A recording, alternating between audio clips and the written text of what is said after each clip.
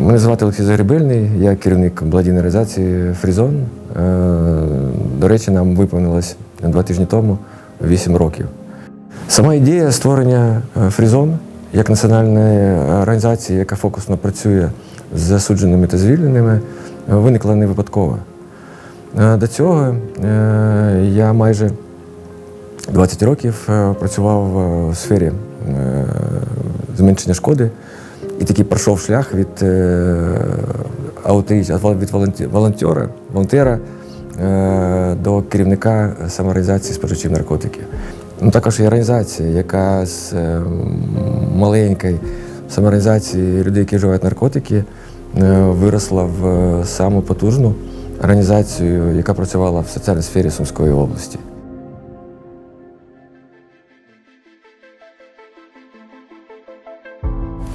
Слід зазначити, що за останні роки тюремне населення суттєво скоротилось. І тут є декілька причин. Були зміни в законодавстві. Також це було пов'язано з агресією Російської Федерації, бо на окупованих територіях, перш за все Донецької і Луганської області, Крим, було доволі багато установ виконання покарань. Але якби не скоротилось сам, скажімо так, контингент, і якщо казати про людей, які вживають наркотики, то біоповедінкові дослідження, вони, якби, незважаючи на скорочення тюремного населення, показують дуже схожі цифри. Це порядка 60% людей, які відбувають покарання, мають досвід вживання наркотиків. І якщо раніше не рідкість були люди, які відбували покарання за 20-30 грамів фталіків або за залишки ширки в носику, в шприці, то на сьогодні кількість таких людей значно скоротилась. Тобто на сьогодні більшість людей, які вживають наркотики, перебувають в установах виконання покарань за злочини, які, по суті, не пов'язані з нелегальним обігом наркотиків. Може, мені варто сказати, що я 4 рази слухав вироки судді у свій бік, і завжди вважав їх, м'яко кажучи, несправедливими. То ті покарання, той час, який я провів в місцях позбавлення волі, за відносно невеликі обсяги наркотиків, а це була макова соломка, мені реально завжди казались дуже несправедливими. І я навіть часто жартував, що колись я буду реабілітований, як особа, яка піддалася незаконним репресіям. Якщо без жартів, то мені здається, що такі часи можуть колись і настануть.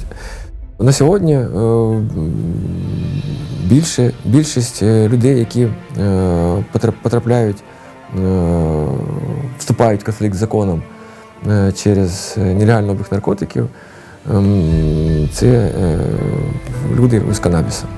І тут, в цьому випадку, я точно можу сказати, що оці вироки, вони жодним чином не можуть бути навіть виправдані, бо реальний тюремний срок за канабіс це тумачик, як на мене. Тюрма ніколи не робила нікого кращим. Соціальна ізоляція, неприйнятні умови перебування, знущання, порушення прав людини. Вони призводять до того, що з кожним роком, з кожним терміном покарання людина стає все більше озлобленою, все більше, скажімо так, соціально дезадаптованою. І шансів на те, що людина в черговий раз після звільнення жити повноцінним життям і бути законослухняним громадянином країни, вони майже равні нулю. в мене завжди виникало таке питання, чому саме в місцях позбавлення волі не налагодити якесь лікування, якісь програми спеціалізовані. Для того, щоб, якщо ж ви вже позбавляєте людину волі через те, що він вів асоціальний спосіб життя, або вживав якісь там речовини, не використовувати цей час на те, щоб дати допомогу цій людині, чи подолати ту залежність, чи розібратися, що з ним відбуватися.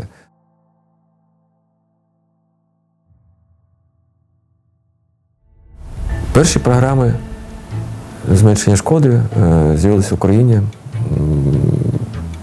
в 99-му, 2000 році. Перша пілотна програма замісної терапії з'явилася в 2004-му. І от знадобилося більше 20 років, щоб ці програми, ці сервіси, вони прийшли в основу виконання покарань. Це був доволі складний шлях, і дуже багато людей, організацій приклали зусилля для того, щоб поступово, крок за кроком, зробити ці програми доступними для людей, які вживають наркотики. І при такій загальній стагнації програм зменшення шкоди в цивільному секторі, ці програми залишаються дуже актуальними в місцях позбавлення волі. Бо якщо в цивільному сектору пересічний споживач наркотиків може в будь-який час, майже в будь-якому місці зайти в найближчу аптеку, прийти на пункт обміну шприців і взяти собі той чистий інструментарій, то в слідчих ізоляторах, в місцях позбавлення волі люди такі можливості не мають. І доволі поширені практики були, коли за шприцями посилали в інше відділення, в інший барак, для того, щоб взяти вже 100 разів використані шприці, для того, щоб вживати наркотиків. І насправді в Україні за останні 5 років стався такий своєрідний прорив з впровадженням програм обміну шприців і замісної терапії в основах виконання покарань. Перший пілот по замісної терапії почався в 18-му, на початку 19-го року. А на сьогодні ми маємо 26 основ виконання покарань, в яких більше 800 засуджених щоденно отримують препарати замісної терапії. Дуже важливим на сьогодні є ще той факт, що в Україні тільки в 2 обласних центрах, Харків і Дніпро, ще досі не працюють програми в слідчих ізоляторах. Але це станеться буквально в найближчі місяці. І для мене цей факт, він, мабуть, є ключовим, бо з самого початку існування програм замісної терапії в Україні оце ребром стояло питання, що робити з людьми, яких затримали і яких поміщають в слідчі ізолятори. Вже реально можна казати про те, що безперервність замісної терапії для пацієнтів, які знаходяться в конфлікті з законом і які потрапляють в місця позбавлення волі, забезпечена безперервність лікування. Тобто люди можуть розраховувати на те, що ця безперервність їм буде забезпечена як в ізоляторі тимчасового тримання, так в слідчому ізоляторі, і також в основі виконання покарань, коли люди вже будуть відбувати покарання за вироком суду. Якщо казати про програму обміну шприців, то ще декілька років тому це взагалі вважалося як фантастика. Мені доволі часто доводилось чути, що цього ніколи не буде. Особливо це любили казати люди в високих чинах, що поки я живий, цього не буде в тюрмах України. Але якби, не знаю, там живі, не живі ці люди, якби, але програми обміну шприців на сьогодні вже працюють в 5 установах виконання покарань. З повноцінними програмами обміну шприців, повноцінні – це аутріч працівники, це можливість тестування, це 24/7 доступ до чистого інструментарію. Особливо я пишаюсь тим фактом, що наша українська модель, вона базується на аутріч працівниках з числа засуджених. З самого початку ми робили курс на цю доступність, на принцип рівний рівному, на те, щоб не просто занести шприці в основу виконання покарань, а ще зробити так, щоб ці програми користувалися довірою серед засуджених, і повторюю, щоб ці програми були доступні в будь-яку пору року. І нехай це буде звучати пафосно, але ми докорінно змінили підходи до впровадження медико-соціальних сервісів в основу виконання покарань.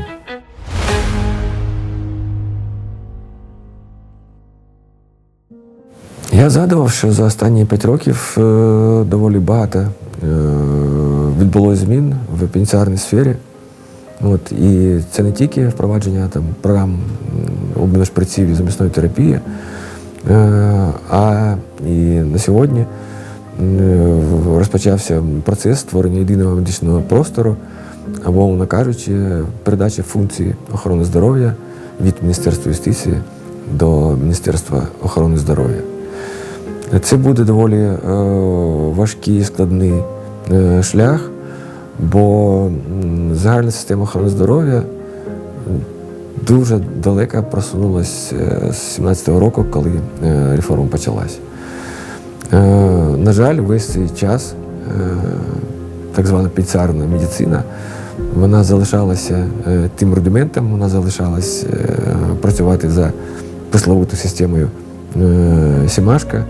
І чим більше проходило часу, тим більше росла ця прірва між двома системами охорони здоров'я. Але на сьогодні вже є низка урядових рішень, є навіть декілька документів, які передбачають, що протягом 27-го і 28-го року нарешті станеться передача цих функцій охорони здоров'я в загальну систему медичної допомоги. Це значно покращить доступ, в тому числі людей, які вживають наркотики, до програм, до сервісів, до послуг, яких вони потребують в місцях позбавлення волі. Якщо казати про якісь проблеми або питання, які найбільше мене бентежать, то перш за все це, скажімо так, відсутність чіткого розуміння, як ці програми будуть існувати в подальші роки. Бо на сьогодні 100% ці програми фінансуються за рахунок коштів наших міжнародних партнерів. Якщо казати на загальну таку тенденцію до скорочення фінансування на соціальні програми, є певні ризики, що ці програми, які ми так важко і з таким трудом розпочинали і розгортали, можуть бути призупинені саме через брак фінансування.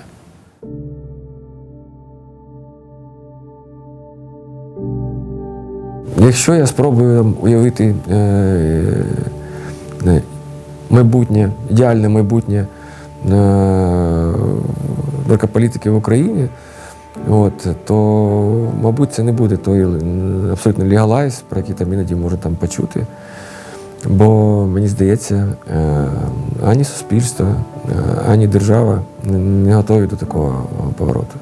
Якщо казати про декриміналізацію, то, безумовно, вона має відбуватися.